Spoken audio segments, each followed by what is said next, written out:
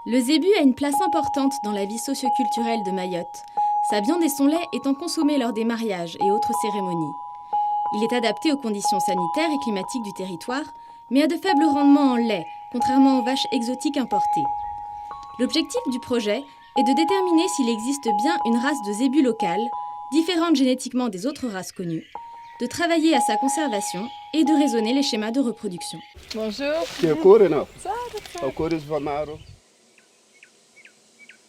Problema eto anakay ato tsisy rano aombiky vazaha mila mala misy rano mila mala fô za tsy haitry ndriky rô tsy angalako zao nga fô anakay io tsisy rano za ngala ombiky vazaha rehetra tsy karaha ombiky mahory rô mpinanina boko indesina mandeha mirony boko rô podinaty fihezina fô ombiky vazaha mala raiky to eo ndraiky anakay ato tsisy rano za tsy maloha hitahitry rano avy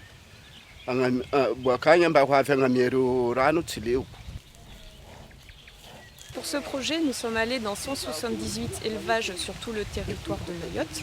Nous avons décrit 400 animaux et sur ces 400 animaux, nous en avons génotypé 150. Nous en avons fait une analyse génétique. Le résultat, c'est que nous avons une population de zébus très diversifiée au niveau du phénotype, au niveau de la morphologie et des caractères extérieurs, mais au niveau génétique, une population très homogène. Les résultats sur cet élevage, c'est que nous avons génotypé 3 zébus et sur ces 3 zébus, les 3 sont bien des zébus mahorais. Les derniers chiffres de la BDNI montrent qu'il existe un risque d'extinction pour le zébu mahorais.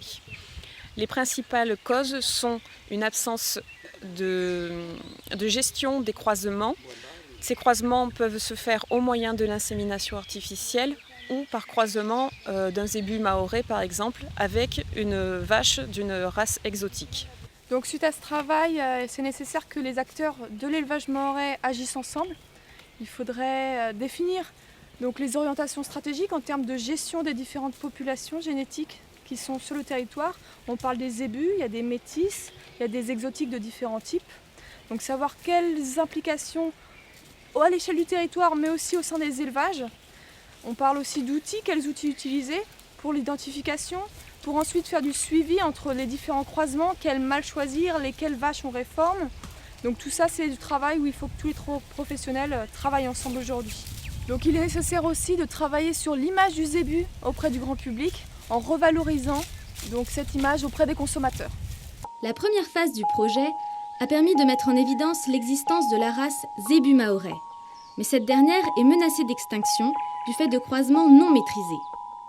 La deuxième phase du projet a pour ambition de mettre en place une stratégie de conservation de la race et de développer des outils pour raisonner les schémas de reproduction selon les besoins des éleveurs.